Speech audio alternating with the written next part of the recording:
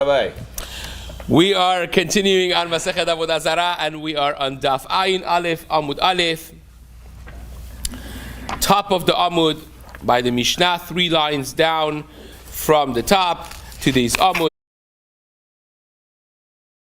You have Jewish workers that their boss is a Oved Kochavim, and instead of paying them cash, he sent them a case of expensive vintage Yain Nesech. Nice. And now, what do you do with that? Is that Yain Nesech is Asur Ba'ana'ah. So if you own it, then it's a problem. If you know, it happens nowadays as a gift. People by the secular holidays, many times the co-workers, the business partners, and so on, they send cases of wine to their associates and so on, and becomes a question. Really, it shows up by your door, and now is this yours? This is not yours. So says the Mishnah, if he sends chavit shel yain nesech bischaran, instead of their payment, he gave them some wine. Mutar lomar lo ten lanu et dameha. You could tell the boss, before you get it, before you receive the wine, you could say, well, you may as well pay us something we can use. Yain nesech we cannot use, so we would appreciate if you could give cash equivalent of the wine, and that's something we could use. And even though that the goy paid with yain nesech, you haven't received it, you haven't gotten it to your reshut, so you're not koneh. You could exchange it and say thanks, but no thanks. But says the Mishnah, if you already accepted it, you received it, it came to your reshut, now you're the owner, the new owner of this.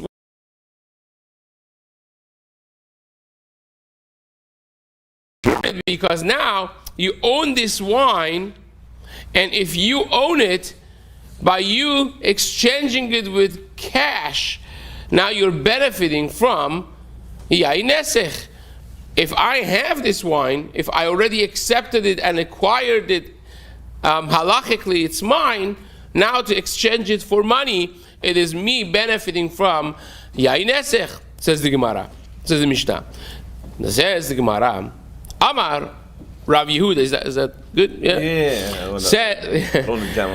Amar Rav Yehuda, Amar Rav. Rav Yehuda says in the name of Rav, Mutar la'adam lomar lo bet kochavim, tzeve hafes alai menat hamelech. Now this is even a more complicated case.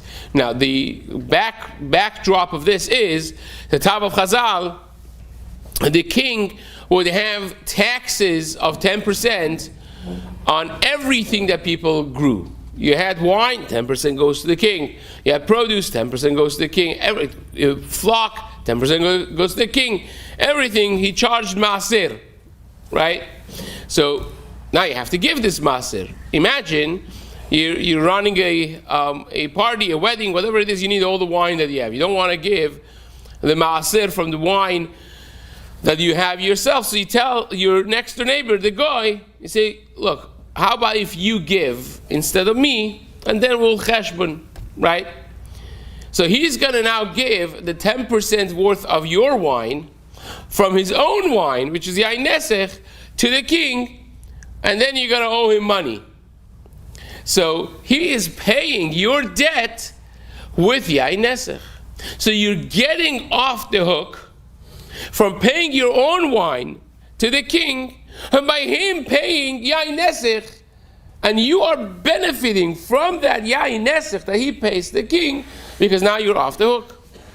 Is that considered hana'ah from the Yain Nesech, and hence it should be asur? Or is that mutar? Says Rav, mutar. Why is it mutar? Harei, according to our cheshbon, really it should be asur. And the reason is because he could get off by paying cash also. It's not that the king was interested to have a taste of every person's wine. He could say, look, I have 10% wine, I have to pay you, let's say, a gallon of wine. So a gallon of wine is how much? X amount of dollars. Here's X amount of dollars. Halas. He could do that, or he could give his wine. It's his choice. So therefore, when you tell him, get me off the hook right now, of course, he could just give wine and get off the hook for you, or he could pay cash. And therefore, because of the option that he has, whether or not he wants to pay cash or wine, it's not considered hana'a miyayin nesech, and it's mutar. Right? Says the Gemara. Gemara asks the question, so wait a second, how does this work exactly? A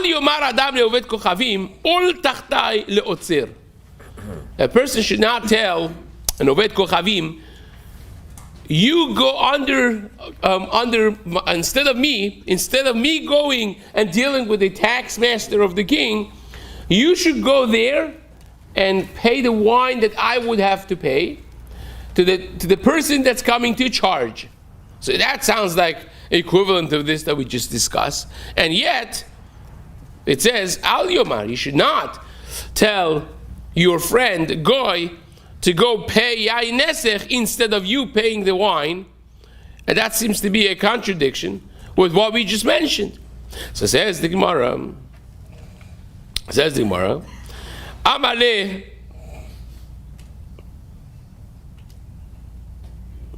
Amaleh Rav, Ol Tachtai Leotzer Kamrat. You are bringing that case of Ol Tachtai Leotzer. That's not comparable with my halacha. The halacha that I have, you could get off by paying cash. You could pay wine if you want, but you also could pay cash and get off the hook. But here, halodamya elaleha, my case is more similar to the other scenario that says to the person, elaleha, aval omerlo maleteni min haotzer. You could tell the guy, get me off the hook with this person. Save me from the otzer. In other words, you're not telling him, go pay wine. You're not telling him, you know what, do you have some wine? I have to pay some wine. Go pay your wine to the otzer instead of me, which is direct hana'a from, or indirect hana'a from Yain Nesech. But over here, you're telling him just get this person off my case. And he's going to do it however he knows to do it. And that case, says the Braita, is mutar. So Rav says, my case of paying the taxes is very much like maleteni min ha'otzer. Because I'm not interested if you give wine or you give cash. You can do whatever you want. As long as I get a check on my box for taxes, you're paying my taxes however you pay my taxes.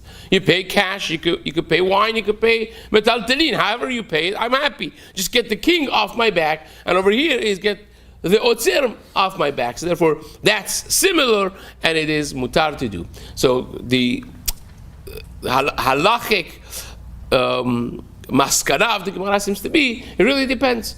Can I have somebody pay my debts with Yain Nesech? And the answer would be, it really depends. If I'm asking you to give wine, and bedavka has to be wine, then no. Because I'm benefiting from Yain Nesech that you pay for me. But if I tell you, like, save me from this debt that I have, however you want to do it, then in that case will be mutar, even if the goy ends up actually giving Yain Nesech because he didn't have to. And therefore, that's not hana'a from Yain Nesech. That is just benefiting from my friendship with him, that now he basically saved me from my taxes. Says the Mishnah. Hamocher yeno le'oved kochavim. Now, when you sell your wine, this is a fascinating Mishnah with fascinating ramifications of Hilchot Kinyanim, speaking, many different details of how to acquire things from an akum, and how a goy regularly has kinyanim. We know, of course, the famous machloket Resh Lakish and Rabbi Yochanan, if kesef is koneh or not koneh, and whether or not goyim and Jews have the same methods and modalities of kinyan. This Mishnah is going to be, and the Gemara following is going to deal with much of that sugya. Hamocher yeino leoved kochavim. If you sell your wine to oved kochavim, pasak at shelo madad, tamav mutarin. Madad at shelo pasak, tamav asurim. You have to be very mindful, because if you hand your wine, you're selling yain that's until now kasher, and you're selling it to a goy. So he wants to buy, let's say, a barrel of wine, and you hand it to him for him to check, or for him to, pay on credit, and then he has it, and he's moving it, and he's pouring it before he pays, or before you even told him how much it is. Now, this wine now is yain nesech. If now he decides to pay, he's paying for yain nesech, and you are benefiting from yain nesech. So therefore, when you're selling to Oved Kochavim, you have to be mindful to first get paid and then hand it over, basically, for him to touch. If he touches it before you have your kinyan, let's call it that way, then you're in deep trouble. So says the Mishnah, therefore, you first have to do psika. Psika means not necessarily that he handed the money over to you, but you discuss this. This is that type of quality, this type of vintage. It's going to be this price, and he says, sure, no problem. Do you agree on the thing? You shake on the price. You agree. Then you can hand it over to him, and then by the meshicha, the Mishnah is understanding when you do meshicha, when the goy takes it in possession of himself, then the fact that you already were posek damim, you already decided and agreed on a price, that already in combination with the fact that he took it is sufficient for acquiring it halachically, and that's a modality of kinyan. So therefore, before he ever touches it, it was his. And therefore, the money that I get is for yain kasher, not yain nesech, and that's fine. But if you did give it to him before you were posek damim, before you set up any prices that it was agreed upon, and now you gave it to him and he touched the wine, then of course it became yain nesech, and no longer you can benefit from charging the price for this. Rabbi, if you poured him some for him to try it, let's say you want to sample it, that would be fine. If you pour for him in your cup that's clean, and then you hand it over to him, giving up on that wine, you're not charging him for that. All right, that's fine. Says the Gemara, Amar Amemar, Meshicha be'Oved Kochavim Koneh. If you have Meshicha, which means they take it to their domain. Now, it doesn't have to be mamash in their domain, but if you just hold it to your possession, that is Koneh be'Oved Kochavim. Even a goy could be Koneh be'Meshicha. That's considered a modality not just for a yid, but even for a goy. So teda, and what's my proof? The proof is from the Persians. Says the Gemara, teda da'ani parsai. Look at the Persians. Meshadri pardashni la'adadi. They're always giving gifts to each other. Velo hadribeu, like the culture never changed. Velo hadribeu, and they never take it back. They never reverse themselves once giving a gift. So it must be, why don't they ever go back on it? Because the guy is koneh. When you give it already and the person takes it in, that's kinyan. You can no longer now reverse it and take it back. So says the Gemara, Rav Ashi Amar, Ashi says, no, that's not the reason. Leolam emalecha meshicha be'Oved Kochavim ena koneh. Maybe really, meshicha of Oved Kochavim is not koneh. And the Persians that they do this, v'hani de lo hadri, v'hydro hadri behu, this that the Persians never take back what they give, is because of tarof, right? It's because they are embarrassed to take it back, because there's a certain ramut rucha, there's a certain pride that they have. The ramut rucha hu de nekitalo. It's pasnish, so to speak, for them. It doesn't fit their culture to take back what they gave. It's not lefi the pride that they have, and therefore it's not because of kinyanim. Amar Rav Ashi, mina minallah. Rav Ashi says, how do I know?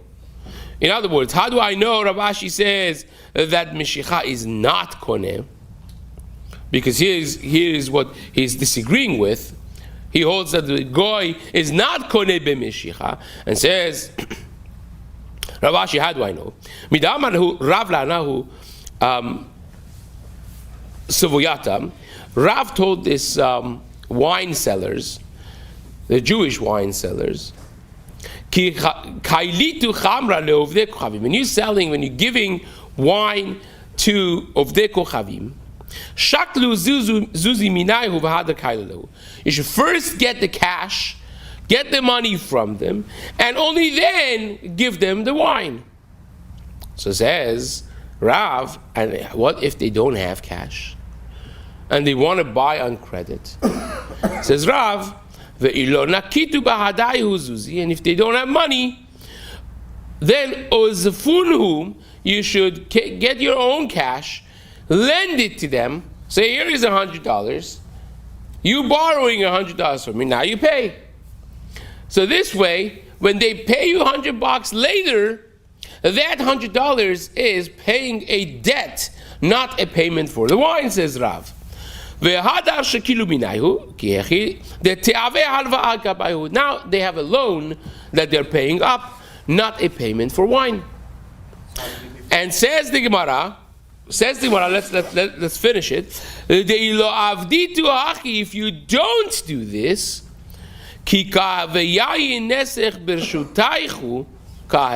when it becomes yayin nesech, whose halachic domain is it in? Yours. Hasn't paid money yet for it. And Rav says if they haven't paid money, then it's not theirs. So even though that the wine is in his hands, but still halachically mine, he hasn't paid. And when he touches it, it immediately becomes yayin nesech. In whose domain? The poor wine seller. And now can he charge the goy for a yayin nesech? Absolutely not. So says Rav, in order to save yourself from the trouble, just lend him the money, let him pay. Because now that you lent him, the money is his. When he paid you, now the wine is his. And he paid for it. And later on, when he has to pay $100 to me, he's paying up a debt that I just created by lending him money, which is fine. Does he pay him the $100 before he gets the wine? Yeah, of course. You lending it to him, and he pays you right there. Because as soon as the second that you lend him the money is his. He has to just pay you back at some point because he has a loan. But now he has $100. He could go to the ice cream store and buy $100 worth of ice cream. Happens to be that he wants to buy wine, so he just paid for it. And because he paid, says Rav, the moment he takes the wine is his. The wine is his. In his reshut, it became yayin nesech, none of my problem. So says the Gemara, if you don't do that, in your halachic possession, it became yayin nesech. When you take money, then you're charging for yayin nesech, which you're not allowed to do when later he wants to pay you. So therefore, do this trick of lending, getting paid, and then when he pays back the $100, he's paying back a debt which has nothing to do with yayin nesech, and that's of course mutar. Now the Gemara says, you see this case? Says Rav Ashi, this psak of Rav indicates that Meshicha alone does not work. If he didn't pay the cash, why doesn't Rav say, well, as soon as you agreed that he's going to pay later on $100 and he does Meshicha, it's his. You see, it's not his. According to Rav, if you don't pay money, it's worthless. So you see, Meshicha be'ovet kochavim, lo kanya, it's not koneh Meshicha be'ovet kochavim. So it says, the Gemara, V'yisal kadatach Meshicha be'ovet kochavim koneh, midemashcha ovet kochavim kanye. Yayin nesech lo ve'ad denagabeh. If you say Meshicha would work, then you would not have a problem, even without payment. Once you would hand the wine to him, he would be koneh the wine, and yayin nesech would only become when he would actually touch it, so therefore it would not be a problem. Says the Gemara, he says, yeah, you're correct. The Gemara says, if he was measuring the wine and pouring it in his own kli, in his own vessel, selling it to the goy, then you would be right. But the Gemara argues back. The Gemara is pushing back now. But says maybe it's not a raya. Maybe actually Meshicha is koneh. But you know why here is a problem? If the Jew would be pouring it in a new cup and giving it to him, Meshicha actually would work. The reason that Rav said don't do it is because people didn't have like disposable cups or vessels like that. People came with their wine bottle to get new wine, and they have some wine on the bottom. Now, guess what that wine is on the bottom? Yeah, nesech, of course. So that's when the problem happens, says the Gemara. He's pouring it in the kli of Oved Kochavim, and therefore, once he pours it in, it immediately becomes, before Meshicha, before you get to move it, it became Yain Nesech already, your wine, because it's mixed with the Yain Nesech on the bottom. And then you're charging for Yain Nesech. You can't do that, so therefore get the cash first, before Meshicha, because Meshicha is not going to work. Because before Meshicha already becomes Yain Nesech. The one says, wait a second, sof, Kimata la'avira demara kanye. But why doesn't the goy acquire this halachically as soon as the wine stream enters the cavity of the kli, of the bottle? It's my kli. So it should be koneh. You see from here, says the Gemara, Yain Nesech lo ave ademati le'ar'iteh the money. The Yain Nesech happens when he touches the wine on the bottom and it becomes Yain Nesech. Shmamina, says the Gemara, do you want to suggest that nisok chibur, that the flow is considered a connection? That as soon as you're pouring, the flow is considered that's connected to the top and the bottom, and therefore it becomes Yain Nesech right away? Says the Gemara, no. You would have been correct if the goy is holding the bottle, the barrel. Because then it's Hagbaha. He's holding it up. That's considered acquiring by Hagbaha. But we're not talking about that. In that case, you're correct. He would be koneh before becoming Yain Nesech. But you know why Rav is so concerned that you should get the money before you pour the wine? Because we're talking about the case that the barrel of the wine is not in the hand of the goy. You take his barrel from him, right? You think you got to pour when it's holding the kli? No, you put it on the floor, and then you start pouring in until you fill it up, you seal it, you give it to him. So when it's here, he's not koneh because he's not holding it.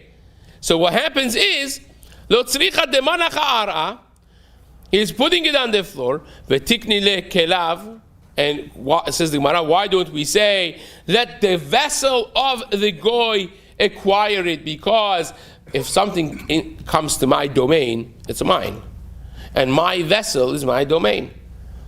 This is a machloket, a large machloket. If kelav shelokeach b'rshut mocher, if I bring my vessels in your domain and something ends in it, right? My keli is my domain within your domain. Does that acquire for me or not? So says the Gemara, Shamatmina, you see from here, kelav shelokeach b'rshut mocher lo kana. You see that the kelim, the vessels of the buyer in the domain of the seller is not koneh. That's what you see. That's why you have to charge, right? Because if it was koneh, you didn't have to charge. The Gemara says no. Let's just finish this. Le'olam emalecha kana lokach. Really, maybe this is not taking side in that. Maybe my vessels in your domain still could acquire for me. So what's the problem here that Rav said you have to charge before, you have to get the actual cash before you pour the wine? V'hacha b'may askinan kegon deika akevet yayin apumeh dekuzita. Here we're talking about the case that the wine, the way you pour the wine is not directly in the kli, but there is a lip, so to speak. There is a little extension on the outside, and the yain nesech remnants is all there in the outside. You pour it in there, and from there it trickles down inside the kli. So your wine never really ends up in the kli before it touches yain nesech. It becomes yain nesech right away before it ends in the kli of Oved Kochavim. And hence Rav said, first get the cash to get yourself out of all these problems, because then the goy is koneh with the payment that he did, and then you don't have to come to all of these problems. The kama in sichle because this way every drop that comes in before it falls into the keli became yain nesech, and hence the chumrah of Rav that you have to pay, you have to get paid first before giving the wine. And the Gemara is going to now discuss this in the Shitot of Tanaim, as Bezrat Hashem we will continue in the days to come.